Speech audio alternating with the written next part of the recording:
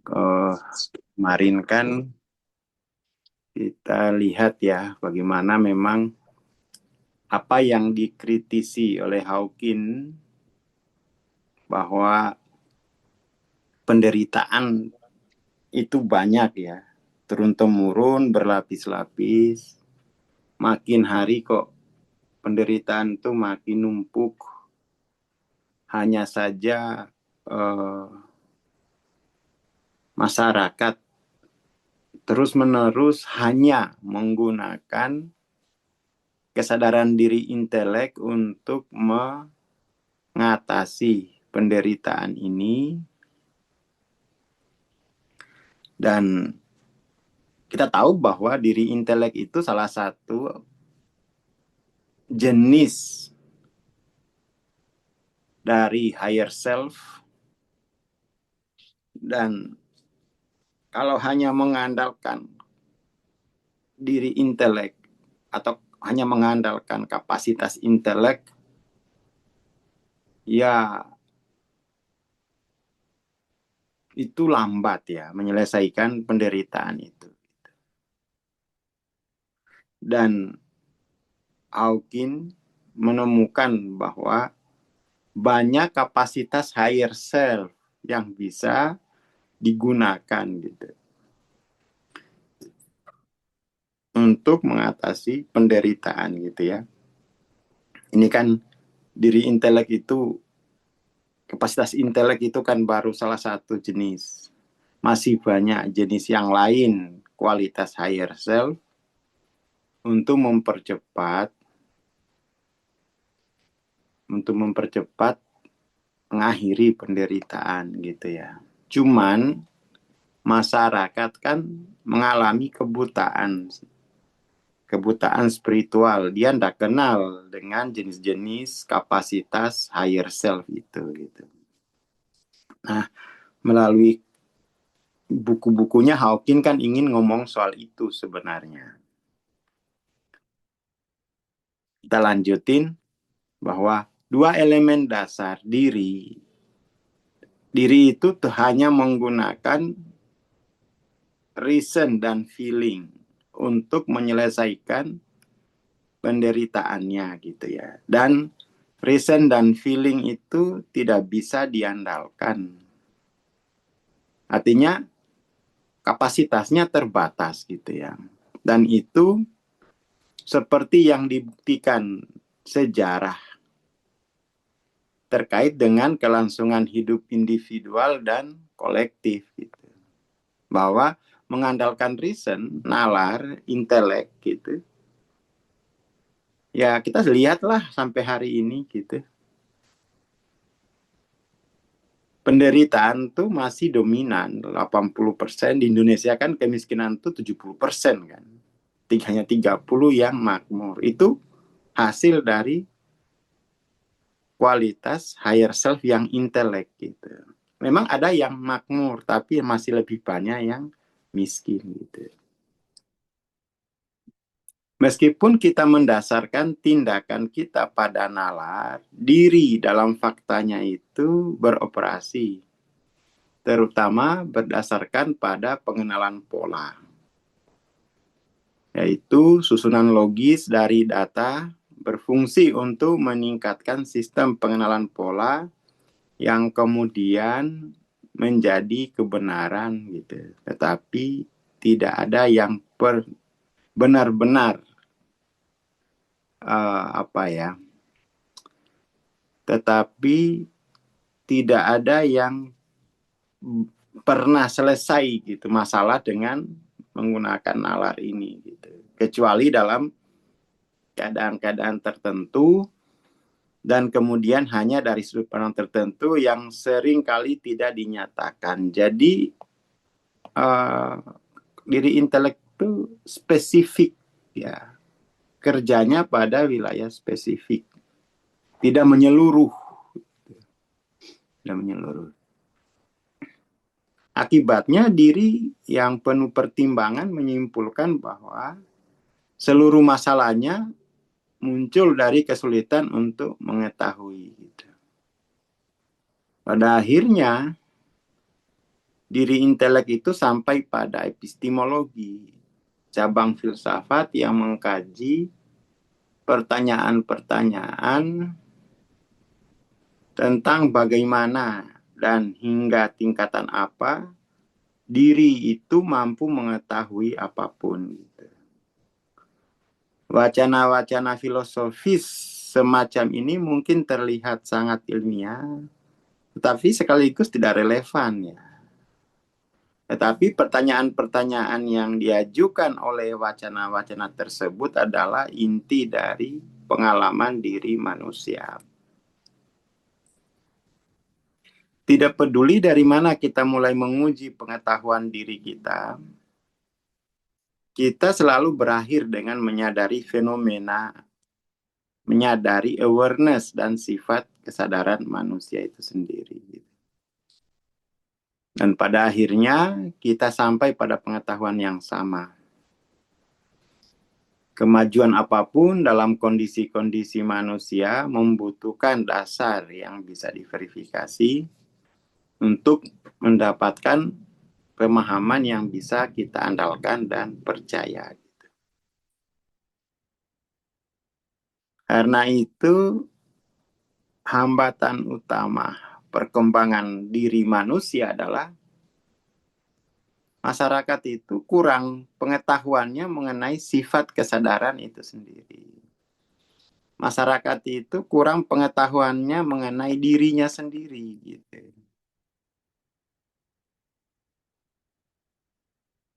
Ya kan?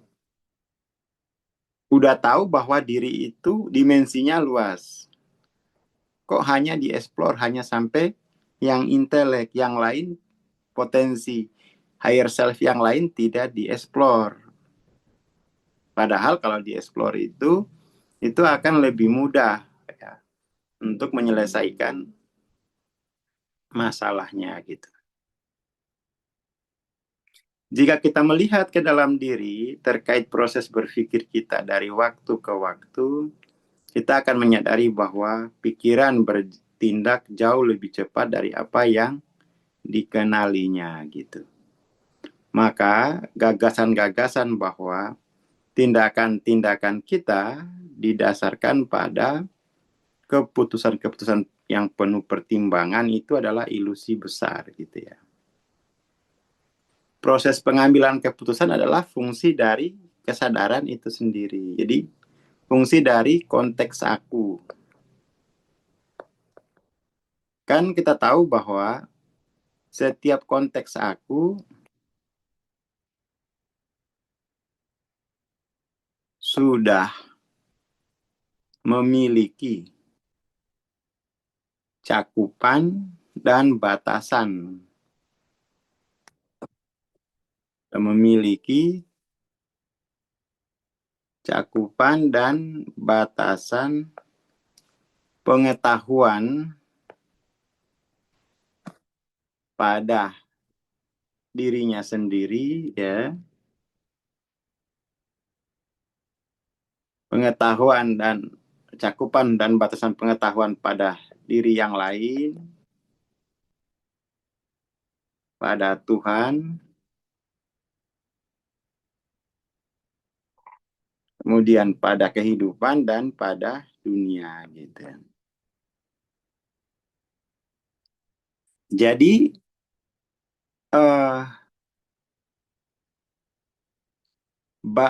cakupan dan batasan pengetahuan inilah yang mengatur, yang menentukan keputusan aku gitu kan. Bayangkan kalau konteks akunya D3, maka ya keputusannya hanya berdasarkan cakupan dan batasan pengetahuan pada konteks D3. Bayangkan kalau dia hanya D4, maka cakupan dan batasan pengetahuannya itu akan menjadi dasar keputusannya gitu. Dan seterusnya. Makanya kemudian tuh lebih penting adalah kenali dulu konteks aku itu, pelajari batasan dan cakupan setiap jenis, lalu kemudian tuh ambil keputusan dari konteks aku dengan dengan cakupan yang terluas. Karena cakupan yang terluas itu kan dia berarti memasukkan seluruh unsur kenyataan. Jadi semakin tinggi jenis konteks akunya itu, maka semakin sedikit kenyataan yang diingkari. Semakin rendah tingkat konteks aku itu, maka semakin banyak kenyataan yang diingkari gitu. Seperti itu. Dari waktu ke waktu, kesadaran atau jenis aku secara otomatis memilih apa yang dianggapnya terbaik. Karena pada akhirnya itulah satu-satunya fungsi yang mampu dilakukannya. Jadi ya pada akhirnya konteks akulah sebenarnya yang menentukan apa yang terbaik berdasarkan cakupan dan batasan pengetahuan pada jenis konteks aku itu gitu. Dan pada akhirnya berarti baik individu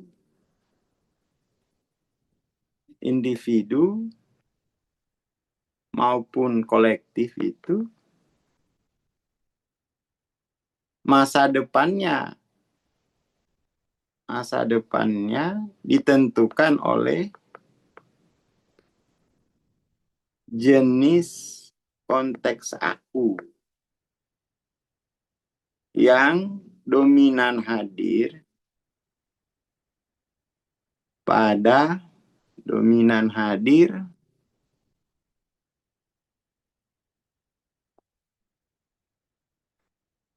pada individu atau masyarakat tadi.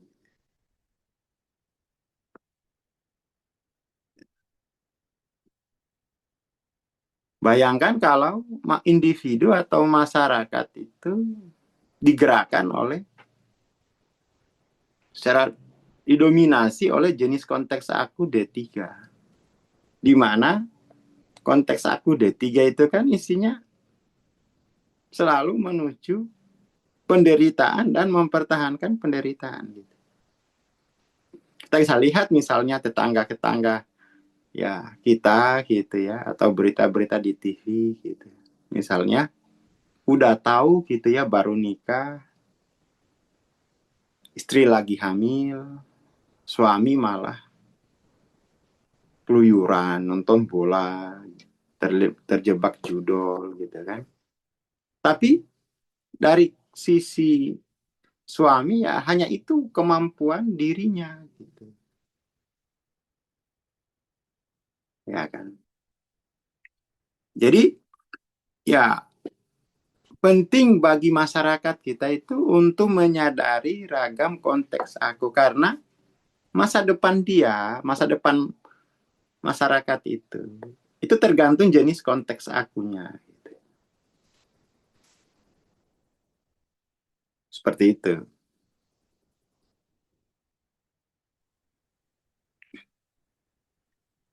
Dan itu sifat konteks aku ini harus dieksplorasi. Harus dieksplorasi, harus bisa dideskripsikan, baru bisa dianalisis untuk melihat dampaknya gitu. Untuk melihat dampaknya. Itu yang paling penting ya, yang yang mau ya Hawking memberi kritik ya, sekaligus memberi semacam solusi alternatif melalui peta kesadaran ya. Dan saya ingin masyarakat itu membaca peta kesadaran itu sebagai peta jenis konteks aku gitu. Map of consciousness-nya Hawking.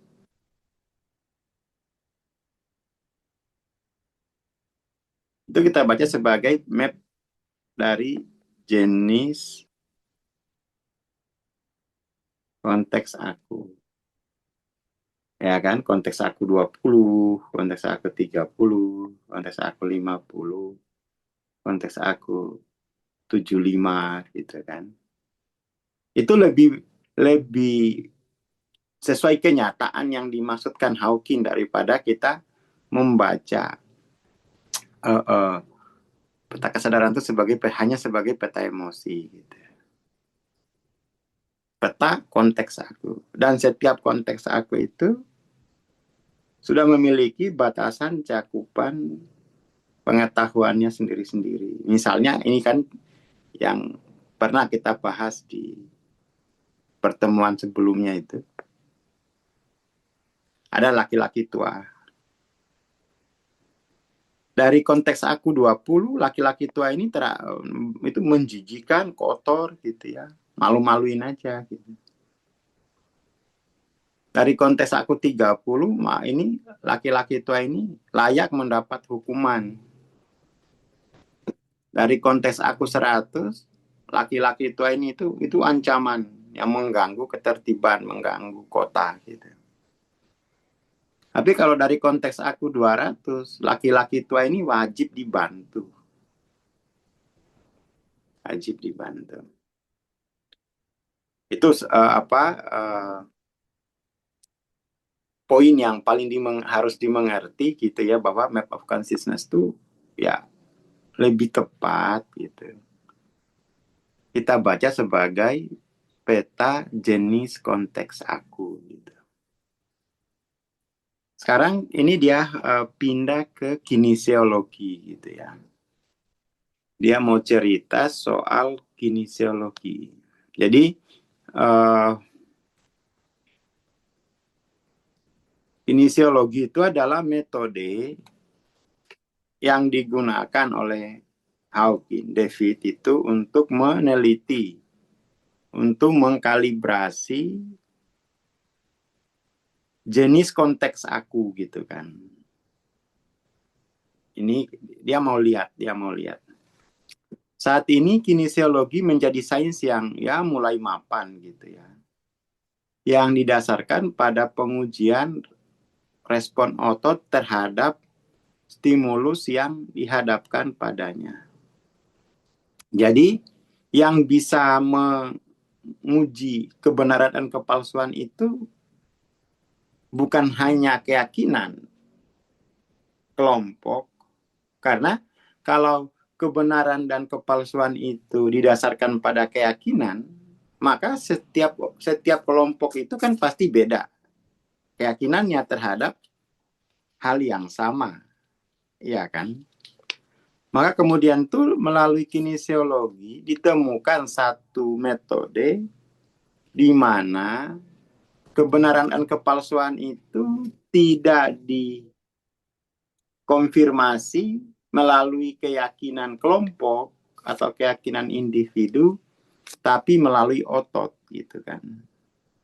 Nah, di situ poin pentingnya Hawking dalam menjelaskan kinesiologi, bahwa bahasa otot itu bukan bahasa keyakinan kelompok, dan tubuh itu bisa digunakan untuk mengkonfirmasi kebenaran dan kepalsuan gitu. Metodenya kinesiologi, ya, kilan, macam-macam metodenya gitu. Jadi kita melalui kajian kinesiologi itu tahu bahwa kebenaran kepalsuan itu bisa diuji secara universal melalui bahasa otot, melalui respon otot gitu. Stimulus positif itu memicu respon yang kuat pada otot, sementara stimulus negatif juga itu lemah. Pengujian otot kinesiologis klinis sebagai teknik diagnostik telah mendapatkan verifikasi yang luas selama 25 tahun terakhir gitu ya. Penelitian orisinal Dr. George Goodhart tentang kinesiologi ini kemudian itu diterapkan secara lebih luas oleh John Diamond. Diamond menemukan bahwa respon positif atau negatif itu terjadi baik dengan stimulus fisik maupun stimulus mental gitu ya. Jadi John Diamond ini uh, merumuskan kinesiologi perilaku gitu ya. Jadi kalau George Goodhart itu dia kinesiologi materi gitu ya. Kalau John Diamond ini dia kinesiologi perilaku, dan melalui John Diamond itu Hawking kemudian tuh membawa kinesiologi ke ranah spiritual gitu. Kalau John Diamond kan kinesiologi perilaku, psikologi gitu ya, mental. Kalau Hawking tuh membawa kinesiologi ke spiritualitas yang melahirkan map of consciousness atau peta jenis konteks aku. Pengujian kinesiologi itu sederhana, cepat, dan relatif, tidak pernah gagal. Reaksi otot yang positif terjadi ketika subjek uji dihadapkan pada pernyataan yang benar.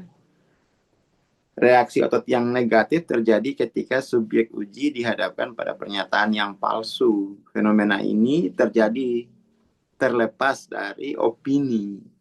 Jadi tidak didasarkan pada keyakinan. Dan responnya terbukti valid secara lintas budaya di populasi manapun dan konsisten dari waktu ke waktu. Hawking dan timnya itu melakukan jutaan kalibrasi untuk menguji validitas kinesiologi ini. Gitu. Untuk pertama kalinya dalam sejarah manusia, gitu, di dalam masyarakat Barat lah, kalau kita kinesiologi ini dipakai di kampung tuh dipakai untuk mencari obat, gitu. Tapi kalau di Barat kan baru. Jadi kinesiologi itu bagi Hawking memberikan dasar objektif untuk membedakan kebenaran dari kepalsuan. Gitu. Selain itu, Hawking juga menemukan bahwa metode pengujian ini dapat digunakan untuk mengkalibrasi level-level kesadaran diri manusia, gitu kan. Tidak hanya pada mental, tapi oleh Hawking dibawa ke wilayah baru. Akhirnya penggunaan kinesiologi untuk mengkalibrasi level-level kesadaran manusia ini itu menghasilkan map of consciousness, peta jenis konteks aku. Lalu kemudian menggunakan skala logaritmik dari bilangan bulat muncul stratifikasi jenis konteks aku itu dari 1 sampai 1000. Di peta kesadaran, konteks aku yang paling rendah itu 20.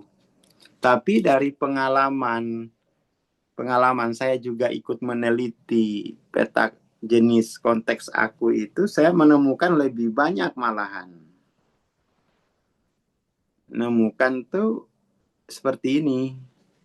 Ada 15 gitu ya, konteks aku nomor 15 tuh keji dia. Bahkan kalau Hawking kan yang force itu D3 itu hanya 8 kalau nggak salah. Ini kita ada sekitar 37 jenis. Kita bikin per 5 poin gitu kan. Kita bikin per 5 poin. Seperti itu. Jadi pada akhirnya tuh melalui kinesiologi sebagai metodologi objektif gitu ya. Hawking membuat atau mengkalibrasi jenis konteks aku pada setiap gejala perilaku gitu ya.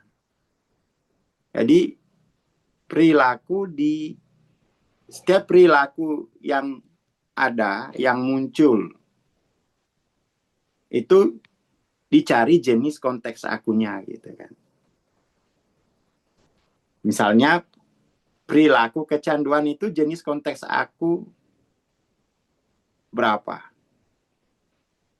Di dalam peta kesadaran kan itu kan 100 ya, 125 100. Oh ya. 125 desire gitu. Tapi di dalam model, di dalam tabel kita itu kecanduan itu ya 145 gitu.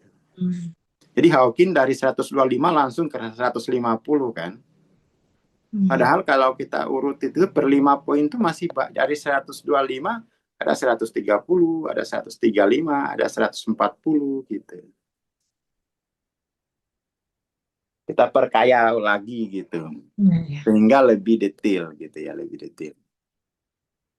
Jadi Hawking kemudian tuh dia memulainya dari ada perilaku apa, perilaku ini dicari jenis konteks akunya. Maka lahirlah peta kesadaran, map of consciousness atau map jenis konteks aku. Gitu. Jutaan kalibrasi yang mengkonfirmasi penemuan ini itu selanjutnya mengungkapkan stratifikasi level-level kekuatan konteks aku dalam banyak urusan manusia gitu. Dan pada akhirnya menyingkap bahwa ada jenis konteks aku yang anti life dan ada jenis konteks aku yang pro life gitu. Itu temuan terbesarnya gitu. Kemudian temuan ini mengarah kepada interpretasi ulang terhadap perilaku manusia untuk mengidentifikasi jenis konteks aku yang sifatnya itu unseen yang mengontrol perilaku itu gitu. Jadi perilaku tertentu, setiap perilaku itu adalah perilaku dari jenis konteks aku tertentu gitu. Setiap perilaku adalah perilaku dari jenis konteks aku tertentu. Perilaku orang kok gagal aja ya ngelola keuangan, gagal aja dalam bisnis, gagal aja dalam berumah tangga. Lah itu kan perilaku. Nah, itu perilaku yang terkait dengan jenis konteks aku tertentu.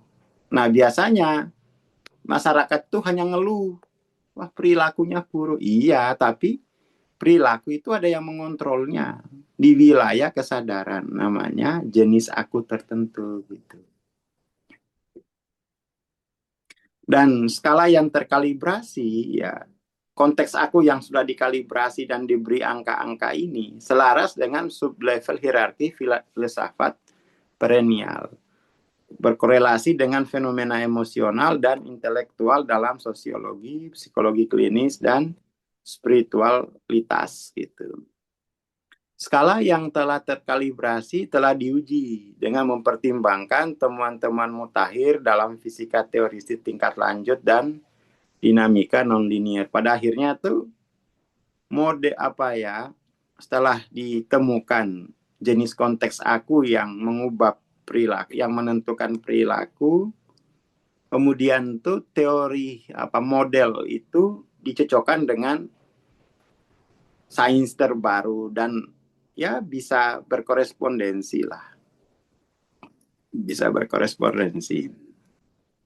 Dan stratifikasi apa jenis konteks aku ini sebagai penentu perilaku itu sesuai dengan level-level kesadaran yang terkait, memberikan paradigma baru untuk mengkontekstualisasikan ulang pengalaman diri manusia sepanjang waktu gitu. Secara praktis dengan mengakses data yang sebelumnya belum ada cara untuk membacanya, metode kinesiologi itu menjanjikan nilai besar untuk mengkaji sejarah kemanusiaan gitu, sejarah perilaku manusia. Gitu. Dan kemudian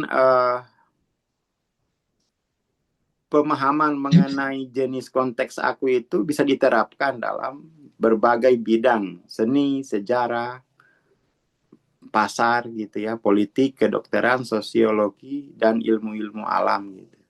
Dalam pemasaran, periklanan, penelitian, dan sebagainya gitu. Jadi kinesiologi itu bisa dipakai di dalam berbagai macam bidang untuk menentukan jenis konteks akunya gitu. Saya kira itu dulu untuk pagi Yes. ini gitu ya. Ya. Poinnya kita coba beritahu masyarakat dalam membaca peta kesadaran itu sebagai peta jenis konteks aku gitu. Yang itu jenis konteks aku itu menjadi penentu perilaku diri manusia gitu. Di dalam di pasar gitu ya, di dalam berumah tangga, dalam berbisnis, dalam mengasuh anak gitu ya, bahkan dalam mengelola politik gitu. Saya kira itu dulu. Assalamualaikum warahmatullahi wabarakatuh.